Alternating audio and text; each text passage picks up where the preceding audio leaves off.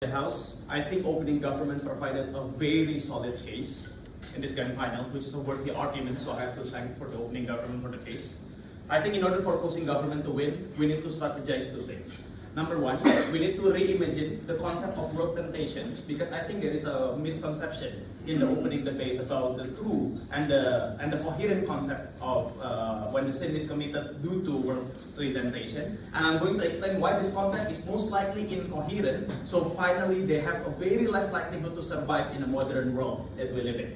Secondly, I'm going to strategize my case by saying why the concept of worldly temptation religion will most likely be unable to take roles in adhering to followers and most likely be irrelevant to followers. So finally we are incapable to sustaining followers that are right now on threat, because we are facing a trend when religious pessimism and atheism are growing, skyrocketing in most part of the world, including developing countries. And that will be the two strategies that we're going to focus on.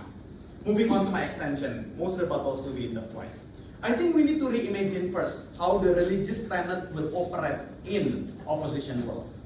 The concept of world temptation cannot put blame on human external factor. For example, I commit murder because I was raised in a violent family. Why? Because the same tenet should be given to my family. That my dad and my mom were violent because they do violence, not because they are sinful, but rather because they are victims of government corruption. The same will be circulated. The government do corruption not because they are sinful, but rather because they are tempted by money and because the system allows them to corrupt.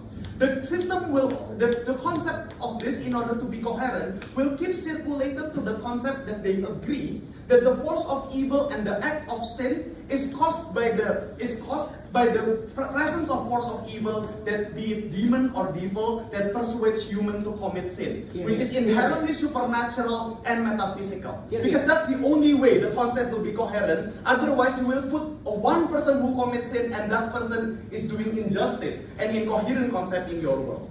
But the problem is, when we concede that the concept of force of evil is caused by metaphysical and supernatural concept, this is the reason why the incoherency will be dangerous for the religion's form to survive, based on two reasons. Number one, in this system, it means that for the religion to stop committing people in committing act, they have to avoid demon and devil, which means that the form of avoiding demon and Satan and all metaphysical will be an action of metaphysical response, including but not limited to praying and other rituals method, vary from religious ceremony to exorcism. This is problematic because of two reasons. Number one, it means then religion will be hardly relevant for their followers, because followers will then receive immediate guidance that will help followers to avoid sin and do good. Because once they are committing sin, what happens is that you commit sin because you are incapable of avoiding Satan that affects you to do murder. It means that you are going to be demanded to keep praying and doing things that are supernatural, rather than focusing on identifying why you are committing sin. Maybe the world demands you to commit sin, but you can avoid it. Why? Because your brother didn't commit murder when they are raised in the same family. And all of this concept of evaluation will not be existing the moment when you do not realize the concept of individual sin. Because individual sin is no longer relevant in this metaphysical world. And this concept of condoning metaphysical activities in response of the worldly temptation will be very hard to be coherent by the religion, after my first point. But secondly, religion will have higher likelihood to be abused by the charismatic leader and the figure of power, who can create a very powerful narratives, because your actions are not translated and are not evaluated based on your ability to interpret Bible better, but rather your action is interpreted by how powerful you are in committing supernatural abilities such as exorcism or making a good praying. And this is dangerous, because we do not want to create a religion that is controlled by one leader who are charismatic. We want to create a religion that allows people to have discussion and reason. And discussion and reason will not be existing the moment when the concept of doing good and bad is a concept between human and non-human relation. And this is a concept that is dangerous, and we do not want this to happen. I already promised closing. Under your religion, when does salvation or redemption be given to humans? When they realize that they do mistakes, but they do good in order to compensate their past mistakes. That is the concept of salvation that we do.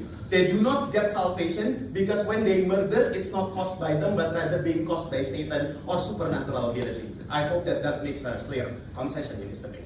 Okay? So, secondly, why the concept of world temptation will then fit in the needs of the followers? I'll try to concede with the concept that the opening government and opening opposition try to say. When the concept of world temptation is a structural issues, from the environment to dysfunctional government.